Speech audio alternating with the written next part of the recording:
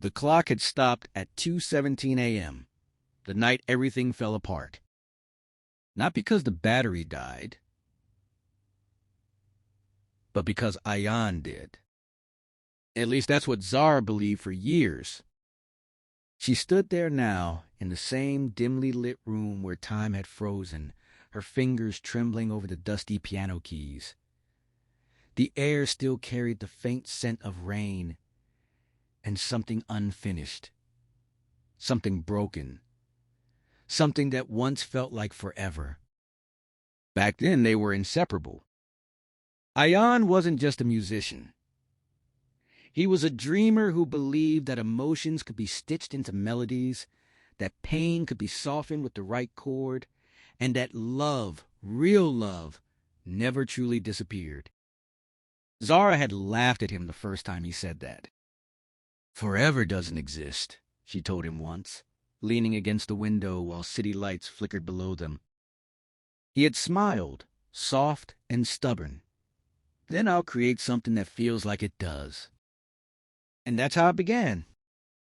Late nights turned into early mornings, coffee cups piled up beside sheets of handwritten lyrics, arguments over tempo, laughter over missed notes, silence filled with understanding. Their song wasn't just music, it was their story. He called it "Feels Like Forever." But life has a cruel way of testing the strongest bonds. The night everything changed.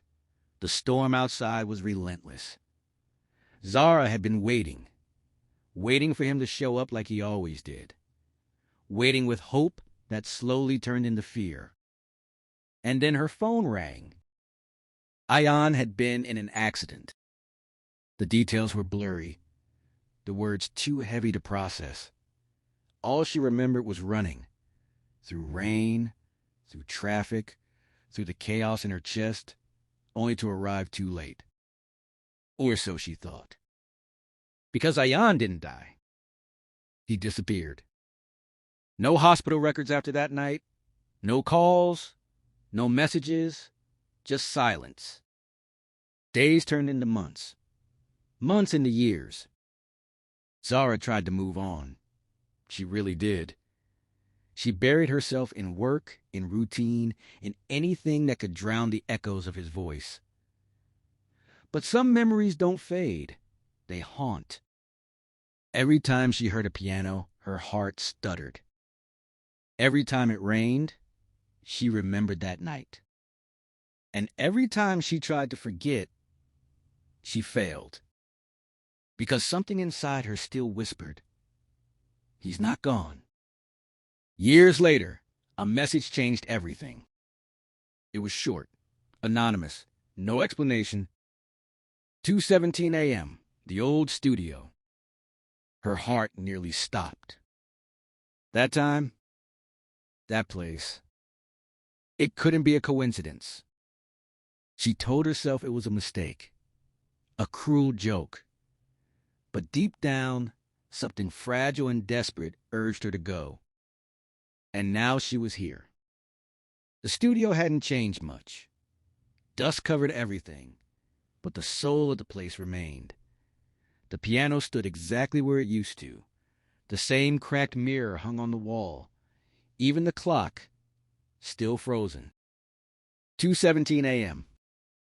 Zara took a shaky breath and sat down at the piano. Her fingers hovered over the keys. And then she played. The melody was soft at first, hesitant, like a memory trying to find its way back. But as the notes filled the room, something shifted. The silence broke. The past came rushing in. And then a second melody joined hers. Zara froze. Her hand stopped, but the music didn't. Slowly she turned. And there he was, Ayaan, alive, standing in the shadows like a ghost who never left. For a moment, neither of them spoke, because some emotions are too big for words. "You came," he finally said, his voice quieter than she remembered. Zara laughed, but it wasn't joy. It was pain, disbelief, anger all tangled together. You disappeared. I had to. No, she snapped, standing up. You chose to. The tension between them was thick. Years of unanswered questions pressing down on every breath. Ayaan looked away. That night, the accident wasn't just an accident. Zara's heart sank. There were things I got involved in, he continued, struggling to find the right words. Things that put you in danger.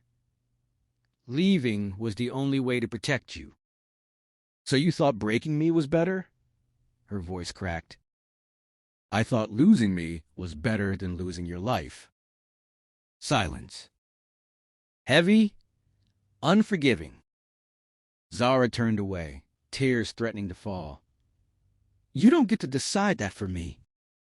I know, he said softly, and I've regretted it every day. For years she had imagined this moment. She thought she would scream. She thought she would walk away. She thought she would never forgive him. But standing here now, none of it felt simple. Why now? She whispered. Ayaan stepped closer, his eyes filled with something raw and real. Because I finally fixed what I broke. What does that mean? It means you're safe now. It means I can finally come back. Zara's chest tightened. Back? She repeated. You think you can just walk back into my life like nothing happened? No, he admitted. I know I can't. Another silence. But this one felt different. Less like an ending and more like a beginning. Zara looked at the piano, at the unfinished song, at everything they had left behind. We never finished it, she said quietly. Ayaan followed her gaze. No, he agreed. We didn't. She hesitated. Then slowly, she sat down again. And this time, when she played, the melody wasn't broken. It was stronger, deeper, real. Ayaan joined her, their hands moving in perfect sync, like no time had passed at all. Because some connections don't fade. They wait. They endure. They survive. The song built rising with every note, carrying their pain, their love, their story. And as the final chord echoed through the room, Zara realized something she had spent years denying. Forever doesn't mean never breaking. It means finding your way back, even after everything. She looked at him. Feels like forever, she said softly. Ayaan smiled, the same way he used to. Because some things are. And for the first time in years, the clock moved. 2:17 a.m. became 2:18. Time finally had started again. And so had they.